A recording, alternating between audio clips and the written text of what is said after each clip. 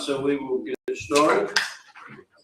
Welcome to the meeting of the Board of Aldermen and Mayor of the City of Clinton, Mississippi for Tuesday, August 4th. Thank you for joining us.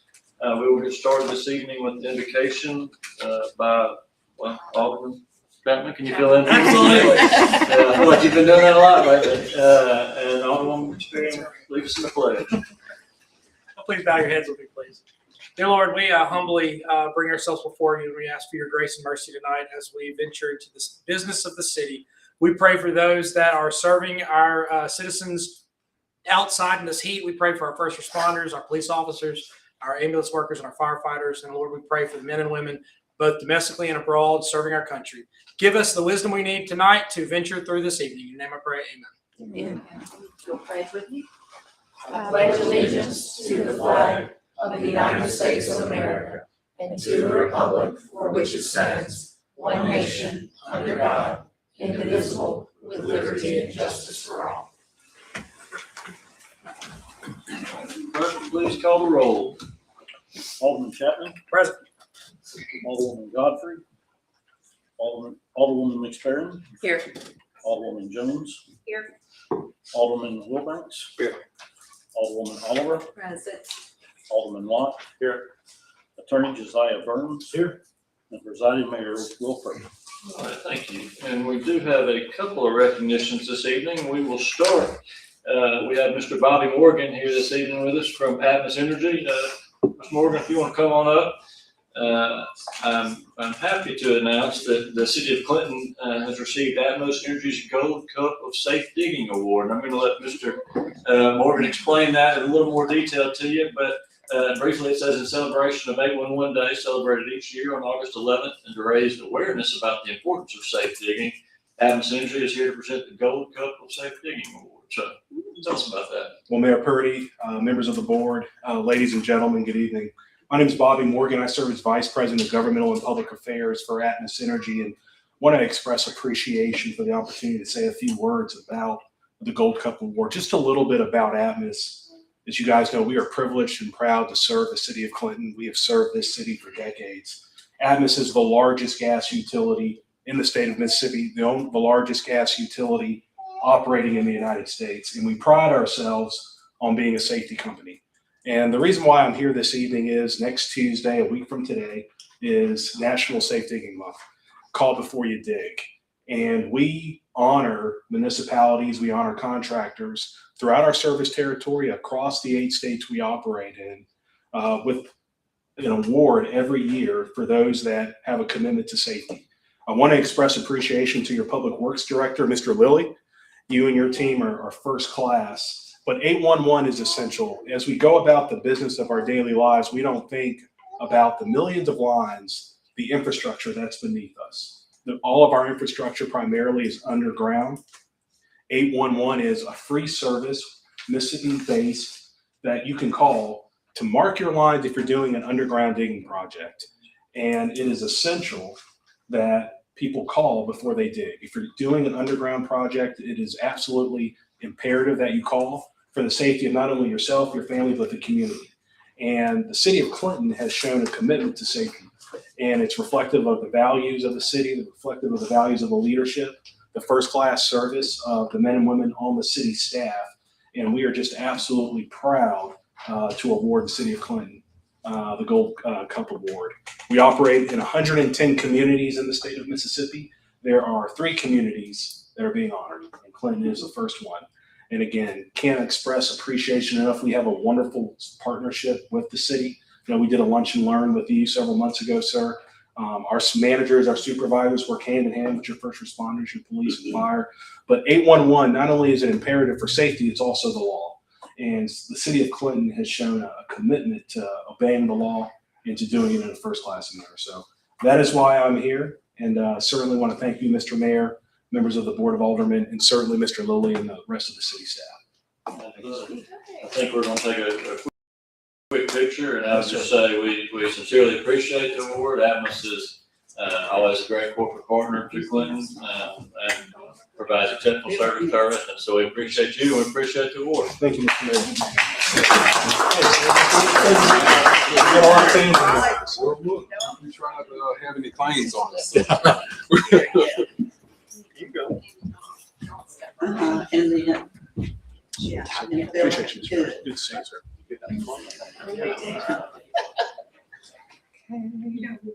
Hey, Amanda, move between Beverly and TJ.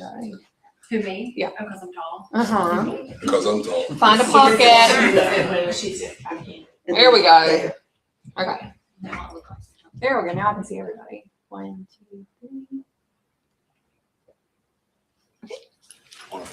Thank you again. Appreciate you, sir. Thank you. Absolutely. Thank you, sir. Thanks, Mr.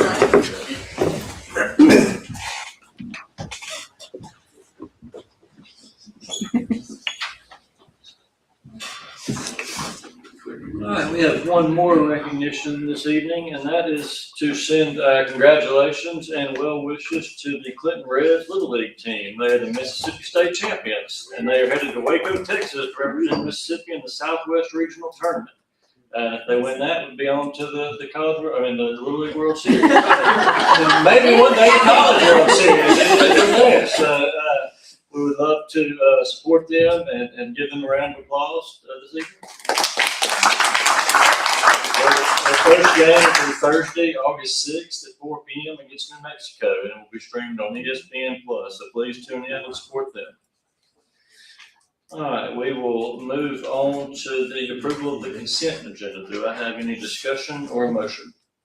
Move to approve items A through S. Second. We have a motion and a second. All those in favor? All those opposed? Motion carries. All right, department head report tonight will be from Ms. Ashley Hammett, the manager of the Hotel Depot. Thank you for having me. I know that I usually present pretty much the same information. The depot is the depot is the depot, but I did liven up the slideshow with more pictures. Keep y'all on your toes. So let's get started. Whew, all right, starting strong. So this year we have had 32 rentals so far. We've had HOA meetings, baby showers. I think we've had a couple of weddings as well as receptions, all of that. We've had over 30 Main Street Clinton meetings. For those of you who are unaware, the Main Street Clinton offices are also in the depot, so we are able to hold all of our meetings there. We've had 15 Brick Street Players auditions and rehearsals, which is always fun. 7 chamber lunches and workshops, and then of course we always have some other random events like the Sweetheart Formal Glam Station. We did a movie showing of the most recent movie that starred several of our police officers, so they were super excited to see that. And we've also been able to hold mahjong lessons that Main Street Clinton has hosted. While we may not have as many rentals as we had at this point last year, I'm very, very excited and pleased with the amount of community events we've been able to host. We're kind of moving more into a community center, and so I really enjoy that. Our rail cam, oh no, my beautiful formatting is messed up. We have broken 50,000. We're now at 50,500 of our 24/7 live cam that watches the train tracks. As you can see there in that picture, we have viewers from 23 states and 9 countries. We had over 3,000 hours watched, which is about 125 days worth. A lot of watching the tracks.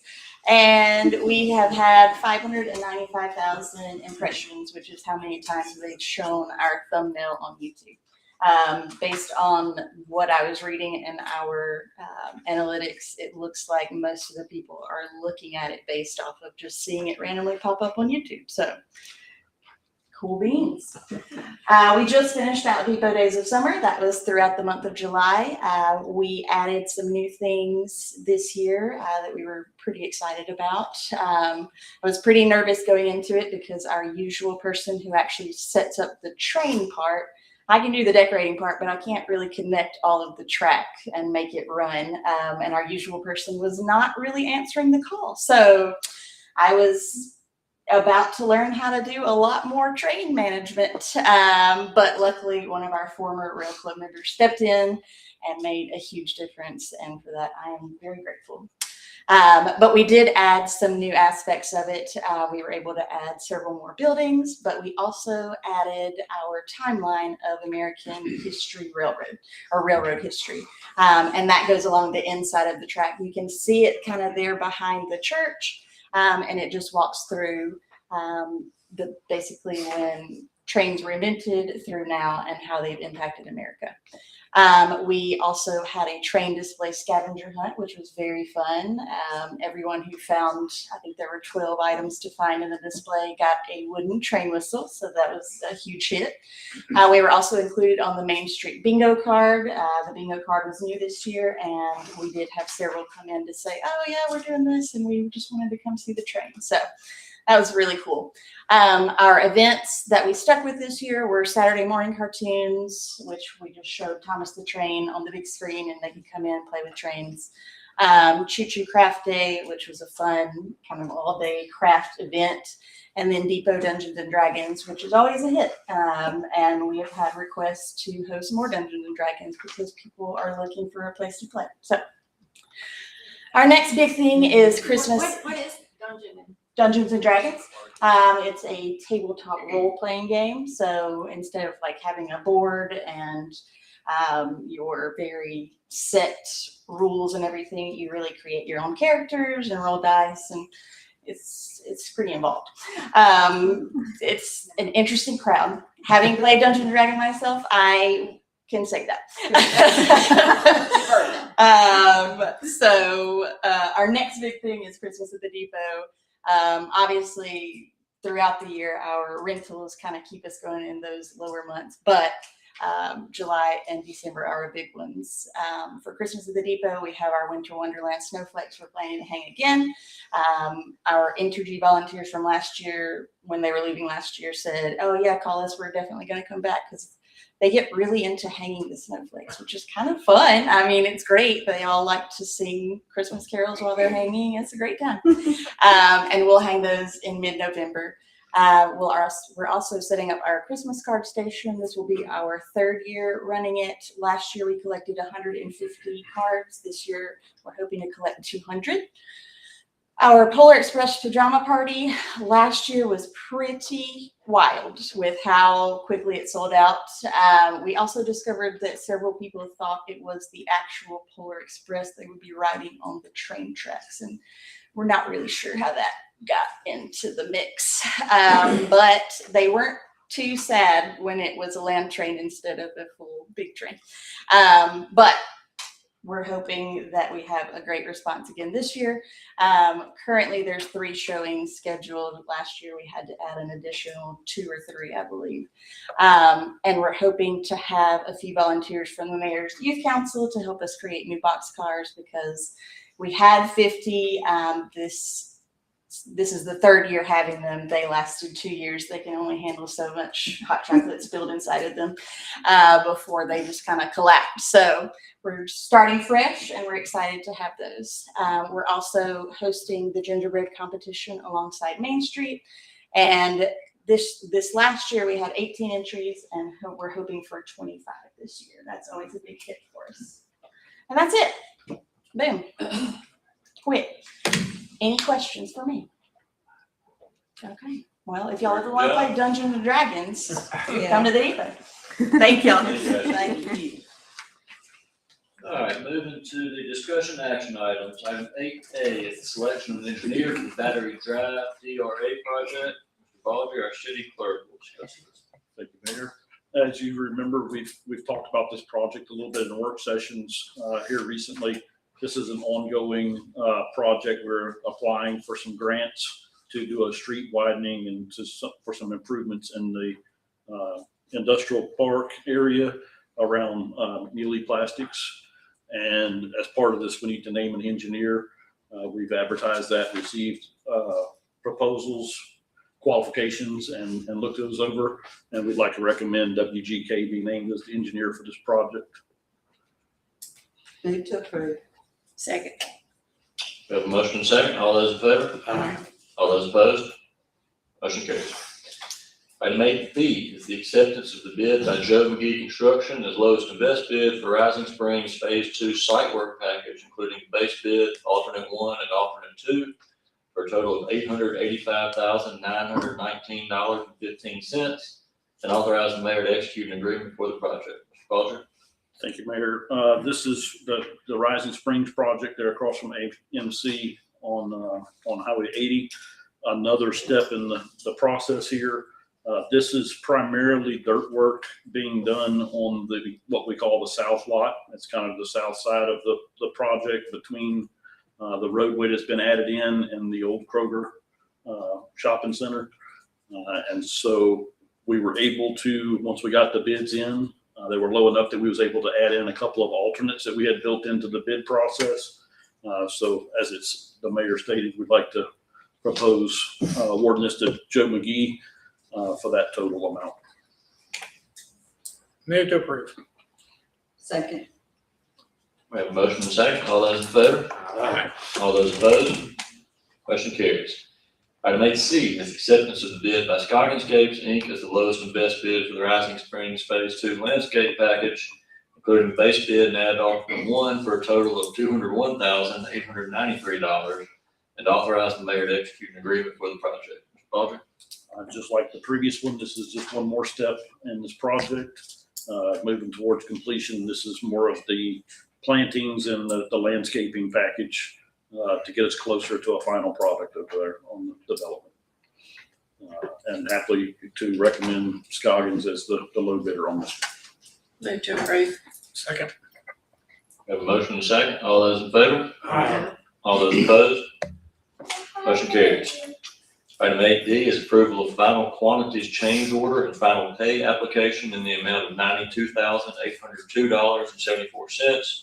Joe McGee Construction for the Pine Haven Drive Bridge replacement. Mr. Owen, I talked to him about these today, said it was straightforward. Everything's as they should be with them, so I excused him for making the drive this evening for this one and the next one. So barring any questions, I'd ask for a motion there. Move to approve. Second. We have a motion and a second. All those in favor? Aye. All those opposed? Motion carries. This still is within the budget, right? Yes, this just wraps up the project. Item 8E is approval of final quantities change order and final pay application in the amount of $17,221.97 to Andy Construction Services LLC for the Highway 80 sewer relocation. Move to approve. Second. We have a motion and a second. All those in favor? All those opposed? Motion carries. Item 8F is conditional use for 2001 Pine Haven Drive in Ward 3. Mr. Edwards, our Director of Community Development, will take us through this. Thank you, Mayor, Board. Do have Mark Welch and Matthew Metcalf here if there are any other questions. They are seeking a conditional use to host a school at the church there at this location. This property is zoned R1 and a school is allowed under Section 1302A of our zoning ordinance. Section 1005 give you the minimum requirements to grant conditional use. Of course, they have to meet all federal, state, and local requirements. The notice of public hearing was published and the property posted as required by our ordinance. And the applicant would, in the package, you saw that the applicant just put 26, 27 school years, but they would like to go ahead and just get a conditional use to continue on as needed. This is the location on Pine Haven. And this is the church there. The Planning Commission held the public hearing, and at the end of the public hearing does recommend approval as submitted. When does this school start? Hopefully tomorrow. Describe what kind of school are we talking about? We are a 3-day-a-week classical Christian school. We will meet Tuesdays, Wednesdays, and Thursdays for a normal school day, about 8 to 3. We currently have 42 enrolled students, and they'll be grouped into 4 different learning groups, roughly grades, kindergarten through 8th grade.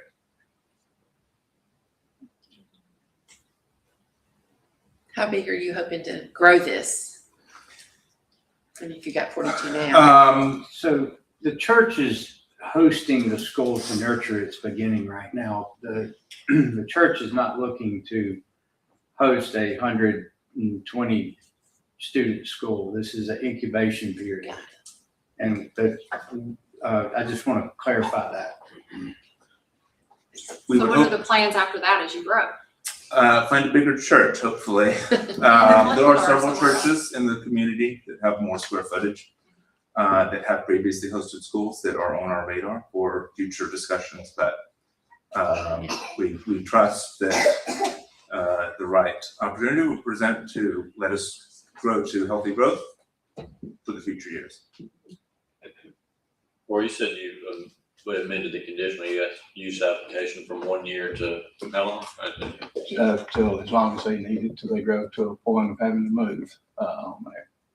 Would it have some sort of, would we place some sort of reverter in there at that point? It could be only for this school. At this time, it's not unusual for conditional use to name the applicant. That's right. Yes, sir. Normally it does, you're right, normally it does run with the property, but it can, a condition can be added to it just for this school only.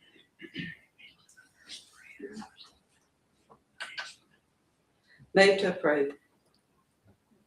Second. All right, we have a motion and a second. All those in favor? All those opposed? Motion carries. Are most of these Clinton residents? The founding board is 5 families that all live in Clinton. Most of our faculty have some connection to Clinton, whether they are residents or recent Mississippi College alumni. Many or most of our families do live in Clinton, but some do commute from other surrounding areas like Raymond or Edwards. But they're generally in Clinton. So I want to ask again, if y'all expand or the other churches you're looking at, are they in Clinton?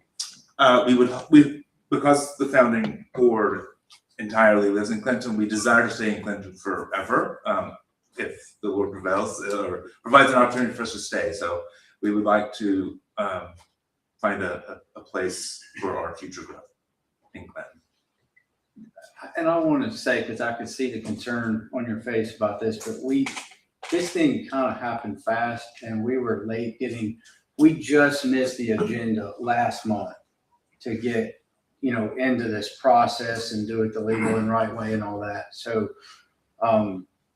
that's why we're kind of last minute, but the church had to vote on it to accept the idea of doing that. So it was we don't know quite the next step, but the leadership of the church really believed in the school's vision and wanted to nurture that. So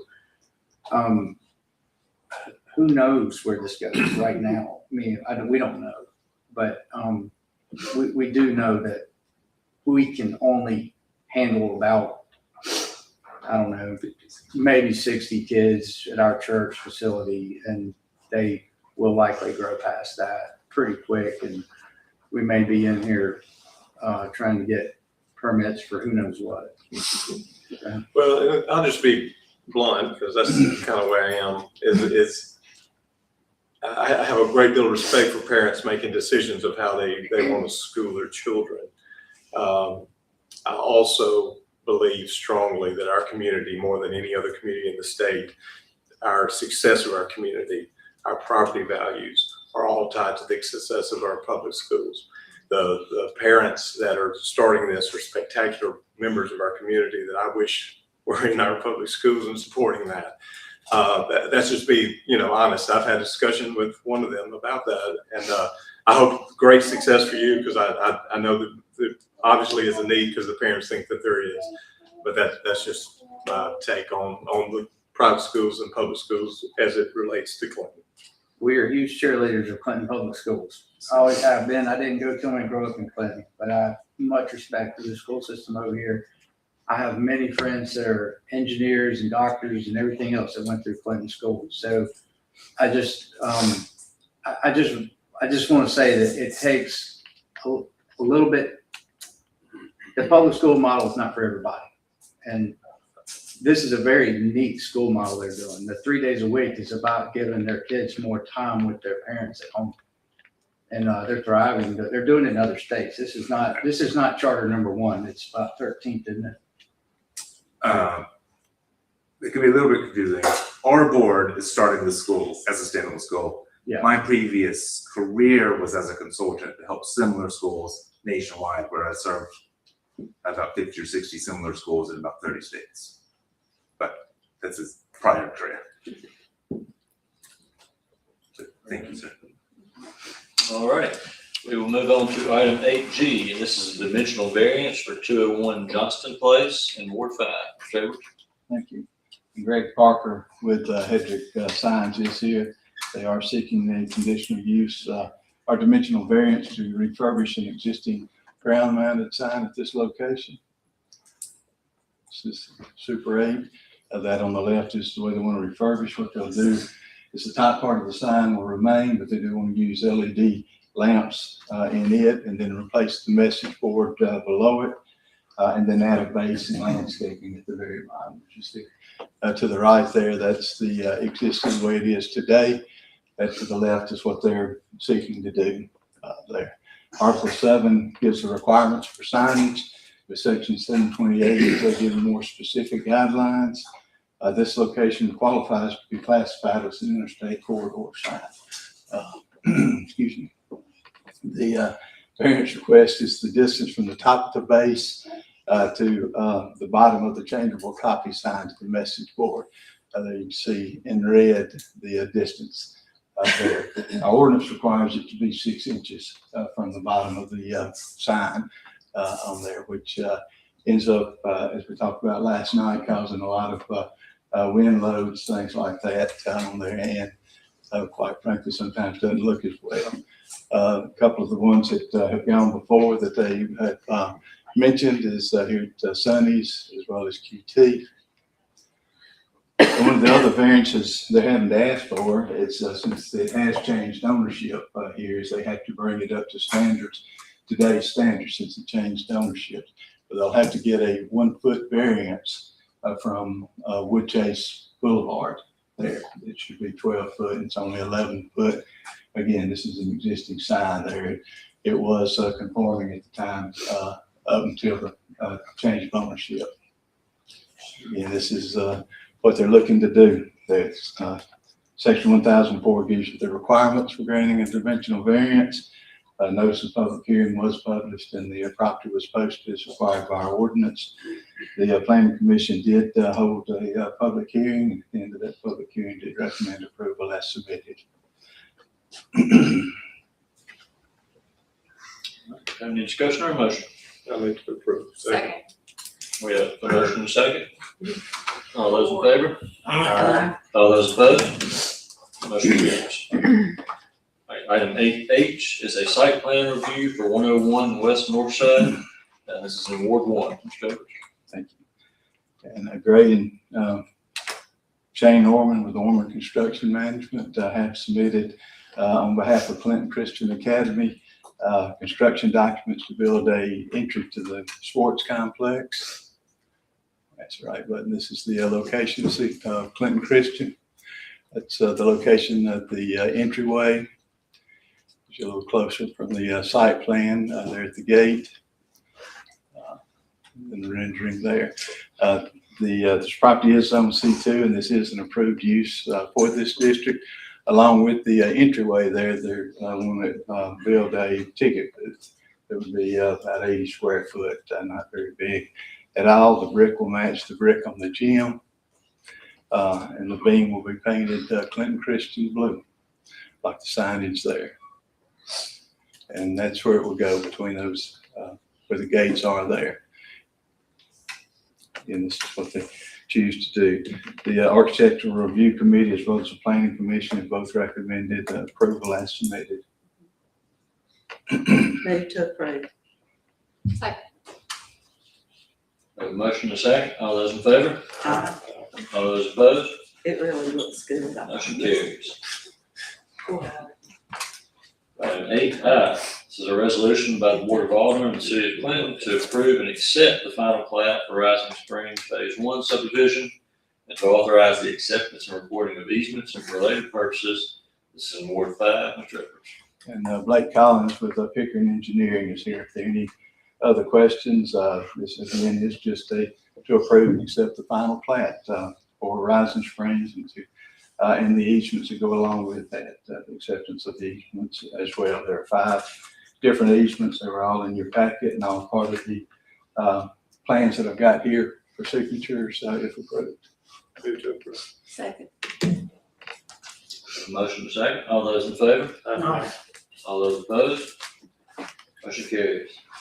Item 8J is a dimensional variance at the corner of Rising Spring Avenue and Payne Drive in Ward 5.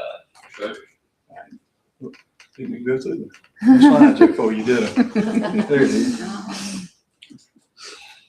Baptist Healthplex is seeking the dimensional variance at Rising Springs. This is the location that's from the plat you just saw quickly.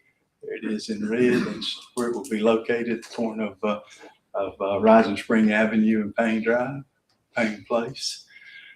You see the proposed building is the red inside there. You can see the different variances that are required there.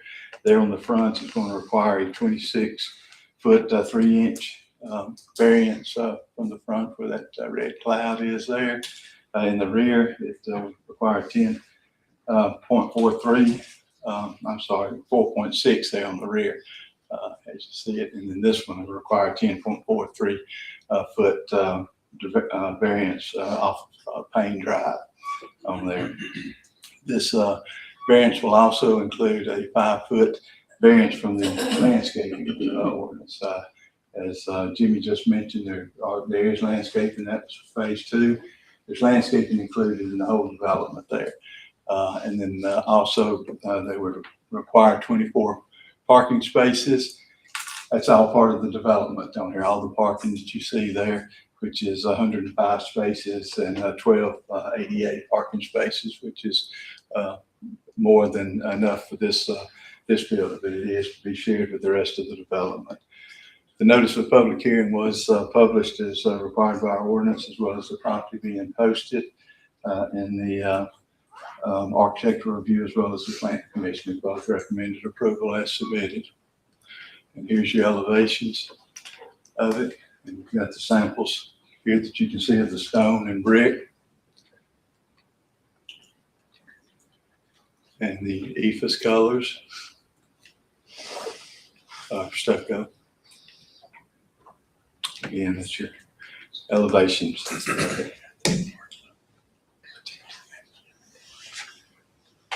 You gonna start tomorrow? I heard you starting soon, right? Move to approve. Second. We have a motion and a second. All those in favor? All those opposed? Motion carries. Item 8K is a subdivision variance for the Monroe Street subdivision. And Ben and Vicky Walker are seeking a variance from the subdivision regulations requiring a 28-foot paved area on this one. This had previously been approved back in June of 21. This is the location of the development between Cynthia and Monroe behind Ace Hardware.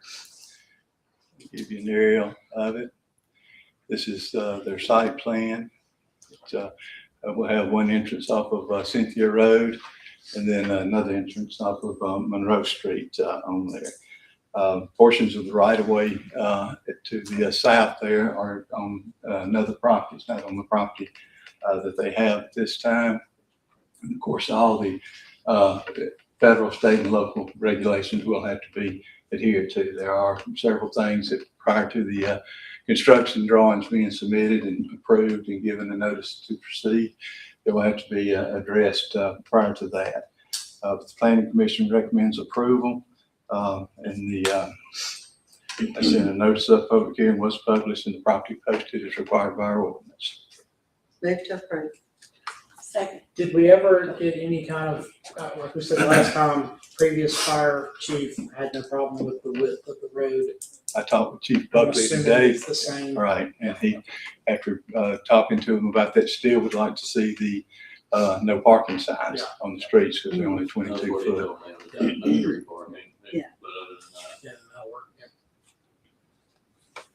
And I said that's been relayed. Yes, right, that was part of the original as well. Any other discussion? We have a motion and a second. We've got a motion and a second. All those in favor? Aye. All those opposed? Motion carries. All right, item 8L is for amendment to the zoning ordinance as it pertains to political signs. This will be Mr. Edwards as well. They're all Mr. Edwards. Keep my voice here. This is the changes that have been proposed. What you see at the top there is the existing on there, which signs must be posted 45 days before and must be removed 7 days after any election to which it refers. What's been proposed is any candidate, including uncontested party or non-party candidates, may post political signs beginning 45 days before the primary election. Basically, all this is doing would be to allow the independent candidates to have their signs go out at the same time that the party-affiliated candidates do. And then the other is changing the 7 days to pick up the signs to 5 days. And then the property owner would be the one that would be responsible for making sure they're removed off their property. The bottom one, I did add the planned unit development to the ones that are permitted, but with the planned unit development, you also can have commercial on there. So we wanted to make sure that we did cover that it's only for the residential parts of a planned unit development. Because I think all candidates ought to have the same time to put their name in everybody's yard, which I hate seeing my name in somebody's yard. But if they want to put them there, I think y'all have the same time. I move to approve. We have a motion on the table. Do I have a second or any other discussion? I agree. I think that it is, everybody should have it at the same time. I think that's a great idea. However, I think it's confusing to voters who, a candidate's not in a primary, they go to a primary. Where's this person's name? You should be able to have your sign up for an election that you are in. And I do stand firm on that. Well, and to piggyback up, I think Clinton, we do a great job of keeping our area nice and neat when it pertains to signs and political signs. I think this would just add to that, the confusion and to just signs being clutter. So I agree with you. Now, the part I do like is removing your signs 5 days after an election. I thought it was 24 hours, so I'm going around town, but if it's 7 now and 5, I like that because. Do we make a motion to amend this and only include the change from 7 days to 5 days and the property owner or tenant from person and candidate and make those amendments only? Yes. I make that motion. And I second. Okay. We have a motion and a second. And the planned unit development. So Those three. Do you have the motion, Jimmy? Yes. No, what the motion is? It's gonna be amending this to 5 from the 7, property owner or tenant instead of person or candidate, and the planned unit development. Those are the only amendments to the ordinance. Okay, we have an amended motion to the amendment, and we have a second to that amended motion. So all those in favor? Aye. All those opposed? Aye. You want to be amended? Okay, the Alderman Chapman's amended motion carries. Mayor, I was going to make a comment. And I think I misunderstood the original. Last year, I ran unopposed, and I ended up putting yard signs out. And I did run into confusion. Well, I did have constituents who ran into confusion, said they went out, they tried to vote. Just as they saw my yard signs out, they tried to vote, and either precinct wasn't open, or they went somewhere that they said, hey, this is your precinct, and I'm not on the ballot. So I think this will help keep confusion like that down. When you don't. So if you're unopposed next year, you're not putting signs up? Right, until the general. Until the general election. If you're unopposed in the general? Well, you're still on ballot. There's no ballot in the primary election. There's no ballot at all, but there's a ballot in the general election. Seems very self-serving from those that are running for election. But that's just my take on it. All right, we will move to item M, we have a request to reduce or remove late fees for rental unit 305 Camp Garraway. This is in Ward 5. Right, and Christian Bogan has requested this. The fees weren't paid for last year, which it's just for one unit for $485.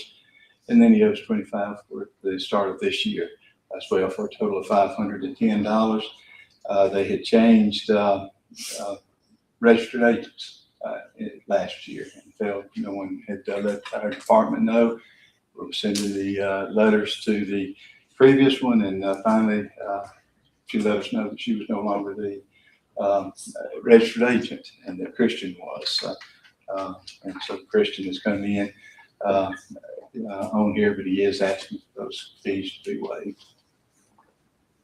How much are it? $510. That's total this year and last year. Move to approve. Second. Have a motion to second. All those in favor? Aye. All those opposed? Motion carries. Item 8N is a resolution for unkempt property located at 706 Lindale Drive and Ward 4. Thank you. We are seeking a resolution declaring this property being its present condition, a state of uncleanliness, a menace to the public health and safety of the community. This is pictures taken today. You can see our notice there on the front. This is the yard, this is the rear yard. And it is vacant at this time, though the taxes are current on this property. And it's not, naturally, it's not on the Secretary of State's tax forfeited list then. The trees there are dead and It looks bad.